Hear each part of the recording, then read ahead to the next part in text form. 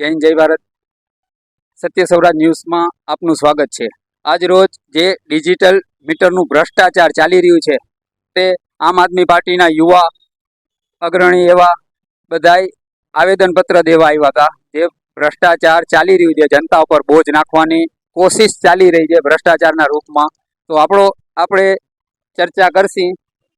અહીંયા દિલીપસિંહ ઊભા છે તેની સાથે. હું દિલીપસિંહ જાડેજા, આમ આદમી પાર્ટી જામનગર શહેર ઉપપ્રમુખ. આજરોજ અમે કલેક્ટર કચેરીએ સ્માર્ટ મીટરની વિરુદ્ધમાં આવેદનપત્ર સમગ્ર જિલ્લા અને શહેર વતી અમે આપેલું છે. આજના કાર્યક્રમમાં સમગ્ર ગુજરાતના દરેક જિલ્લામાં આમ આદમી પાર્ટી આવેદનપત્ર આ જિલ્લા મથકે આપેલું છે. જામનગરની અંદર, શહેરની અંદર જો આ સ્માર્ટ મીટર રદ કરવામાં નહીં આવે તો અમે થોડા સમય પછી આનું સેલ્ફી અભિયાન જનતા દ્વારા સેલ્ફી અભિયાન ચાલુ કરાવશી. દરેક વોર્ડમાં પત્રિકા વિતરણ કરશી અને દરેક વોર્ડના એક એક ઘરને, એક એક નાગરિકને અમે આંદોલનમાં જોડશી અને ઉગ્ર આંદોલન કરવા અમે જઈ રહ્યા છીએ આવનારા 15-20 દિવસની અંદર. સરકારે આ સ્માર્ટ મીટર રદ કરવું જ પડશે. નહીં કરે તો આંદોલનની તમામ જવાબદારી સરકારની રહેશે.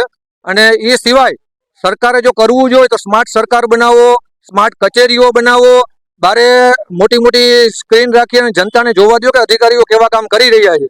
જો અધિકારીઓ ખૂટેલા હશે તો જનતાને ખબર પડી જાય. ધંધા એ કરવાના છે, કામ એ કરવાના છે. સ્માર્ટ મીટરની કોઈ જરૂર નથી. સ્માર્ટ જનતા તો સ્માર્ટ છે જ. સરકારને સ્માર્ટ બનાવો, અધિકારીઓને સ્માર્ટ બનાવો. આજે બેફામ લૂંટ ચાલી રહી છે એને બંધ કરો, નહીં તો આવનારા સમયમાં જામનગર શહેરના જિલ્લાની અંદર આંદોલન ઉગ્ર થવાનું છે, નક્કી જ છે. અમે ગલીએ ગલીએ અને ઘરે ઘરે જઈએ. આ આમ આદમી પાર્ટી છે. અમે ડોર ટુ ડોર સંપર્ક કરશે, એક એક લોકોને આ અભિયાનમાં જોડવાના છે. નક્કી છે, ફાઇનલ જ છે. જય હિન્દ જય ભારત. હવે નથી કહેવા માંગતો, ખાલી એટલું કહું, સ્માર્ટ મીટર નહીં, સ્માર્ટ થાળી એક ગુજરાતી બનાવીને લોકોના લગન પૂગે એ તૈયારી કરો. સ્માર્ટ મીટરની જરૂર નથી. માણસ આગળ થોડુંક એનું પોતાનું પૂરતું અનાજ નથી હોતું એની તમને ચિંતા નથી. કોઈના અત્યારે માણસને ખર્ચ પેટે રૂપિયા કોઈના આગળ નથી. તમે આ સ્માર્ટ મીટર લઈને ખોટા બોજા નાખી માંગો છો તો હું સરકારને smart meter smart meter smart meter smart meter લોકશાહી લોકશાહી